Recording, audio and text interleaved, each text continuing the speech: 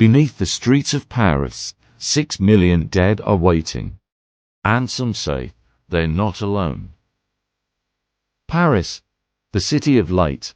Every year, millions of tourists walk its elegant streets, sip coffee at sidewalk cafes, and gaze upon the Eiffel Tower, but directly beneath their feet lies a world they cannot imagine.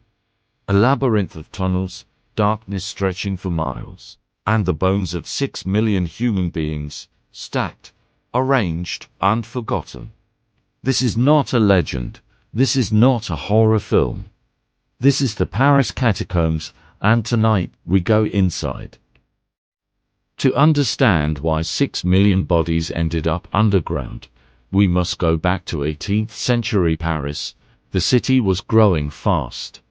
Too fast, and the cemeteries could not keep up. The most notorious was the Saints' Innocents Cemetery. For nearly 10 centuries, bodies had been buried there, layer upon layer, generation upon generation. By the 1780s, the situation had become catastrophic. The ground was so saturated with decomposing bodies that it began to collapse into neighboring basements. The smell was unbearable. Disease spread through the streets. Residents living near the cemetery reported that their wine cellars were filling with a dark, foul liquid seeping through the walls. That liquid was the dead. Paris was literally being consumed by its own corpses. Something had to be done.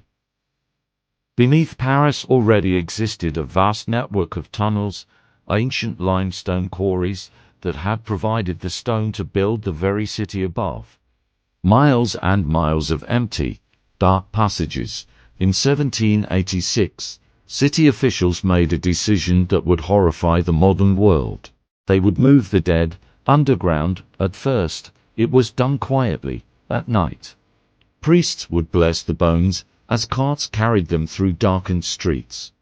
Then they disappeared into the earth. Thousands, then tens of thousands, then hundreds of thousands. By the time it was finished, 6 million souls had been relocated to the tunnels beneath Paris, and someone decided to arrange them.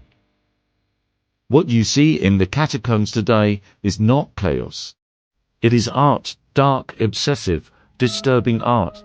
Someone, or many people, over many years, arranged the bones into patterns, into walls, into decorations, skulls lined up in perfect rows, femur bones stacked with mathematical precision, crosses made entirely of human remains. There are altars down there, archways, monuments, all built from the bones of the dead.